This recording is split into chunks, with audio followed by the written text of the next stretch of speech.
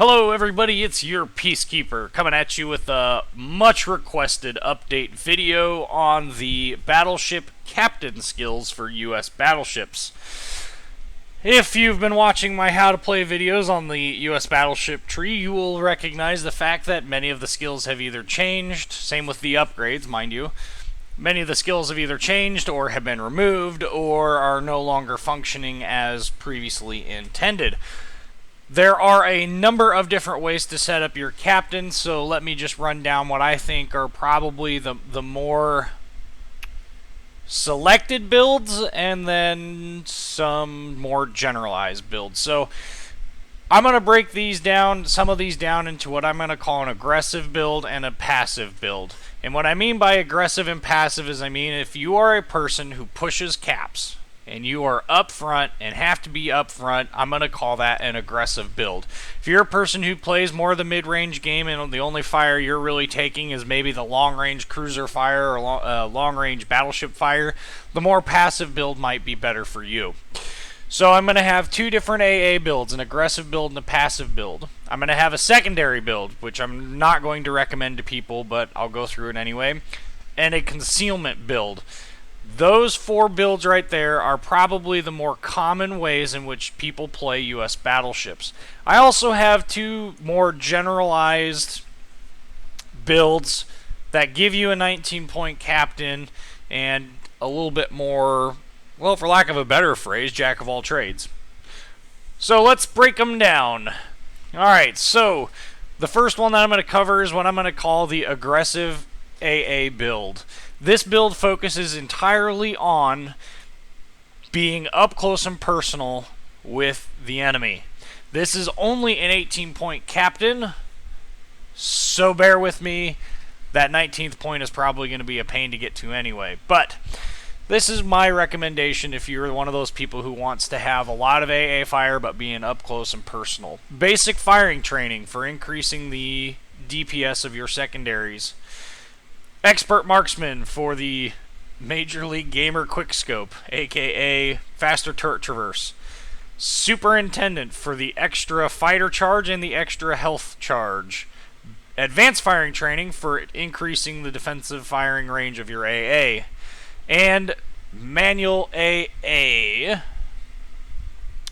for the 100% to average DPS of all of your dual-purpose mounts above 85 millimeters, which is all of the dual-purpose mounts. That doesn't include the Bofors or the 20 millimeters. Unfortunately, for the lower tier ships that only have the 76 millimeter dual, I hesitate to call it dual-purpose, but dual-purpose mounts, this will not work for you. Then I'm going to come up here and I'm going to take Basics of Survivability and High Alert. That gets you 18 points. Now that 19th point, should you ever get it, I guess you're taking Expert Loader. That's pretty useless and situational, but that is what it is. Unless they've changed this. No, I doubt they've changed this. This only really works when it's fully loaded and you want to change from a fully loaded AP load to HE or fully loaded HE to AP. Now for the AA more passive build. Now again, this is that mid-range fighter where the only real damage that you're going to be taking is going to be from other battleships, longer range fire, or cruisers, longer range fire. It's going to start off basic firing training, expert marksman, superintendent, advanced firing training, manual fire AA, and preventative maintenance. This is a 19-point captain. And why preventative maintenance over concealment expert or jack of all trades? Well, when you want to turn yourself into an AA barge, it helps to get rid of all that damage that's coming in and hitting your secondaries and your AA mounts. And this is going to reduce losing those mounts by half. So it's going to take twice as long, in theory, for your AA mounts to get taken out. Never actually played the more passive build. I'm not a passive player. I'm a pretty aggressive player when it comes to playing battleships. I like pushing points, which is why I have the more aggressive build. The next build we'll talk about is the secondary build. And you're going to notice that a lot of these have pretty much the same thing. There's only minor variations on the theme. Basic firing training, expert marksman, superintendent, advanced firing training. From there, I'm going to go to basics of survivability. Correction, I'm going to go to manual secondaries. That'll get you 15 points. Afterwards, I'm going to go to high alert, then basics of survivability. And BOS will be your... Wait a minute, did I get that right? These last two could be interchanged. If you wanted to get ship survivability before high alert, you could.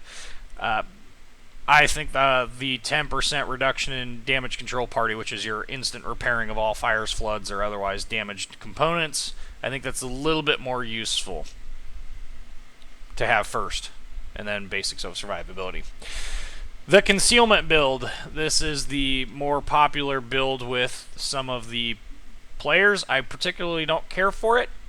I think it's kind of a band-aid for lack of true situational awareness, no pun intended, on the skill, and poor planning. I think what's happening with a lot of people is they go from Tier 7 to Tier 8, from the Colorado to the North Carolina, and they're used to having that 21-ish knot speed, where they basically point their bow at the cap they want to go to, and 4 hours later they get there after the battle's done, and they just kind of keep going around the map. They never really take any fire, unless they just happen to push and you just happen to catch up, or you have no support. You're the only one out there.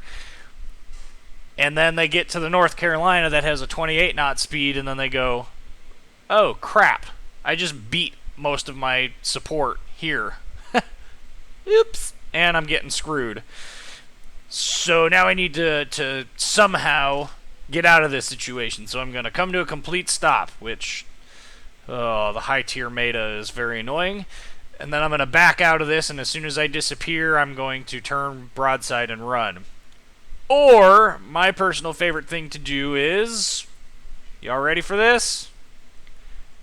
Not put yourself into that situation to begin with. Shock! I know. Anyway, that build will look something like this. Basic firing training, expert marksman, superintendent, advanced firing training. We're seeing a recurring theme. Concealment expert to drop the detection range of your battleship by 14%. Basics of survivability and vigilance. Why vigilance? Well, you would think this would be a good one for the secondary build, which, by the way, you could throw it in there instead of high alert for the secondary build. Me personally, I'm just going to assume that if I'm up front, torpedoes are coming my way and WSD hacking like mad. So for me, I don't think vigilance is that useful of a skill, but different subject, different time. Concealment expert, and why vigilance for the concealment build? Well, the whole premise behind this build is basically I need the concealment to either A, sneak up on my unsuspecting prey and get to within really close ranges. I think the Iowa can get down to like 13 or 14 kilometers in detection range, which for a battleship, I guess that's pretty impressive. Can get down to those closer ranges, and at that point you start getting into the range of some of the cruisers' torpedoes, as well as some of, well, actually all of, at the higher tiers, the destroyers' torpedoes. And that vigilance will give you just a little bit extra reaction time. Now, like I said, if I'm going to be up front, I'm going to be pretty paranoid anyway. I think vigilance probably wouldn't be my choice for the concealment build. And as I said, the concealment build in general doesn't really work for me. It doesn't do anything for me. It used to be that you had to have situational awareness in the number one slot, but they gave it to everybody. Thanks for the nerf to destroyers there. So those are the 4 major builds for U.S. battleships. I do have a little bit more passive build that I have a more aggressive and a more passive build. It's more generalized. It's not real focused, and I'm hesitant to recommend these as builds, but I suppose we'll go through with them anyway. And it's going to start off exactly the same: basic firing training, expert marksman, superintendent, advanced fire training. Then it will go to jack of all trades. That will reduce your reload time of all mounted consumables to include your heal and your insta repair by 15%. Then it will go to Basics of Survivability and Vigilance. Remember, this is the more aggressive build. So, a little bit of extra torpedo. Or, if you wanted to do High Alert, you could do High Alert. That wouldn't be a bad choice. And the passive is going to be exactly the same, except for one minor change. Again, Basics Firing Training, Expert Marksman, Superintendent, Advanced Firing Training. It's going Jack of all trades, Basics of Survivability, and High Alert just in general. Some of these other skills that some are going to find to be more interesting, I just want to cover them before we break down into modules for all of these different builds. Fire Prevention, minus 7% to the risk of fire. Here's a shocker. I'm sure everybody who's played Battleships knows this already, but cruiser rate of fire is through the roof. So reducing your chance of getting on fire by 7% means basically nothing. Nothing at all. Survivability Expert. At Tier 9, this is 3,600 hit points. In a battleship that has 70,000, 80,000, 90,000, if it's a Tier 10, you're adding 4,000. Really not a huge increase when it comes to the durability of a battleship. If you're properly angling, this won't make really any difference at all. If 4,000 or 3,600 hit points has made a difference in your battles, and you have this, I would consider probably looking into a different skill set that's reducing where that damage is coming from, truth be told. Really, when you think about it, one regular pen or a 3 or 4 over pens are going to completely negate this entire 4-point skill, which is why I always choose Advanced Firing Training over it. I really think that's... Yeah, I really think... no, don't need... No. I really think those are really the two skills that I think some people are really kind of curious about. The only other one that I could see you might be curious about is Last Stand, and truth be told, your engines and rudders don't get taken out frequently enough for this to really be of any benefit. Now, if it allowed you to shoot damaged guns and traverse them at relatively slow speed with long reloads, I might bite just for the kind of curiosity of it, but I really don't think that changes anything. So those are the captain skill points. Let's go and talk about our upgrade slots. Obviously, if you're in one of the AA builds, it will go Main Armament Mod 1. Sorry, if you think the Auxiliary Armament 1 is going to be beneficial, yeah, I mean, I guess. There's not many times when the main armament on a battleship is going to get damaged or taken out. It does happen from time to time. Me personally, because my primary damage is main guns, I'm going to keep Main Arm Mod 1, of course, increasing the hit points of the secondaries and the AA mounts. You know, that has its advantages too. Obviously, going to take AA Guns Mod 2 for 20% more firing range, and then AA Guns Mod 3 for the increase in DPS by 25% of all the AA mounts. Damage Control Mod 1, which is going to reduce those risk of flooding and damage from torpedo hits, and minus 5% to the risk of fire. I'm sticking with Steering Gears Mod 2. The rudder shift time change on these ships makes them far more nimble than they really should be. Makes it far easier for you to get around the torpedo issue. And I'm going, at least on this ship, Target Acquisition Systems Mod 1. The reason for this is the 20% to the acquisition range of torpedoes. That really is the only reason I've chosen this. I'm basically offsetting the lack of vigilance with the tier... I think you get it at 8, 9, and 10. The last tier slot. This is the 2 million credit slot. So that's the AA builds, both of them. The secondary build, you're going to take these AA mods and make them secondary battery mods. And that's going to accomplish the same thing. 20% to the reload time and decreasing the dispersion while increasing the range. And you could, if you wanted to, and it might not be a bad idea on this build, to take the Auxiliary Armaments Mod 1. Obviously, Damage Control Mod 1, obviously Steering Gears Mod 2 for me. I've seen people recommend the Damage Control Systems Mod 2, but as I found out, reducing the time at which fires burn really doesn't mean anything when cruisers and destroyers and other ships shooting HE at you will set fire to you like you are covered in gasoline. In terms of this last slot, it could go either way, depending on whether or not you picked Vigilance or High Alert. I would pick the Target Acquisition Systems Mod 1 if you took High Alert instead of Vigilance, and I would take Concealment Systems Mod 1 if you took Vigilance instead of High Alert.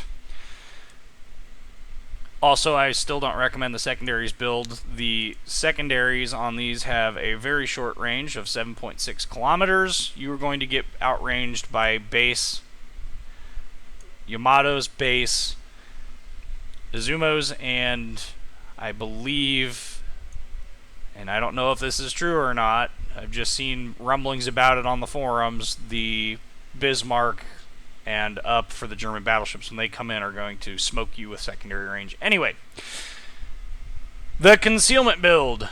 Well, really, if it were up to me, main armor mod 1. In this slot, I'm going to go ahead and take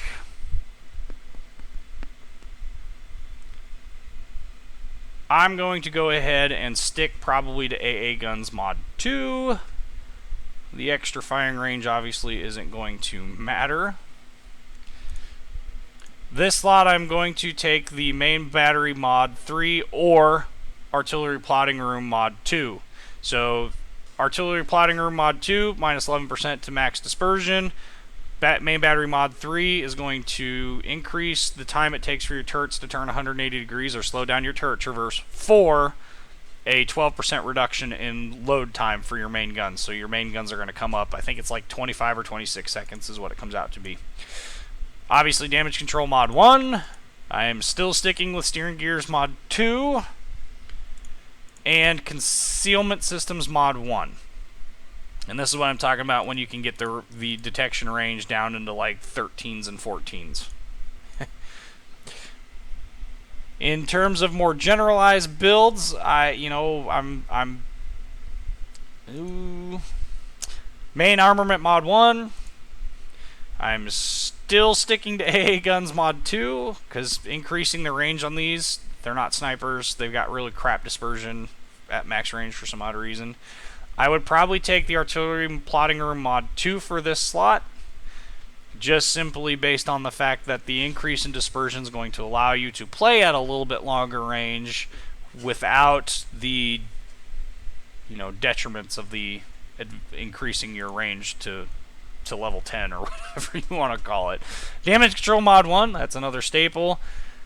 Steering Gears Mod 2, or in this case, if you're playing a little bit more of the mid-range stuff, you could probably get away with Damage Control Systems Mod 2. I'm sticking with Steering Gears Mod 2 just straight up across the board, simply because I like being able to dodge torpedoes in this big boat. And you could choose either one of these two for that. Let me make sure I'm not forgetting a... No, I'm not. Okay. I just wanted to make sure that I got all the slots covered here. And those general builds, I think both of them are the same. You like I said, you could choose either the Target Acquisition Mod 1 or Concealment Systems Mod 1. Either or. Just kind of depends on if you want to play a little bit more passive or more aggressive. For me, I'm making up the lack of Vigilance, so that's why this guy has the Target Systems Mod 1. So that is the very long overdue update to the captain skills and upgrades for U.S. battleships. I hope this has helped you guys out. I know that there have been a lot of people asking for updates to those videos as soon as I get done with the U.S. Destroyer line and those how to play videos. I'm planning on redoing the U.S. battleship tree. That shouldn't take me too long. I think the only ships I have to rebuy are the Colorado and the South Carolina, neither of which are particularly difficult to get to. Obviously, they're researched and they are mastered, so it won't take me long to get those ships. The Colorado one is definitely one that that video's been asked for a lot, especially since the update. The original video had the lack of an update, and at the time, the Colorado was in a really bad place. But anyway, this is your Peacekeeper. If you guys have any questions or comments or criticisms of these builds, you think that there's a better way to do it, let me know down in the comments. I'd love to hear from you guys what you think are better builds, and we can go ahead and have a discussion about the reasons why I've chosen the different skills I have for the different builds. Thank you for watching.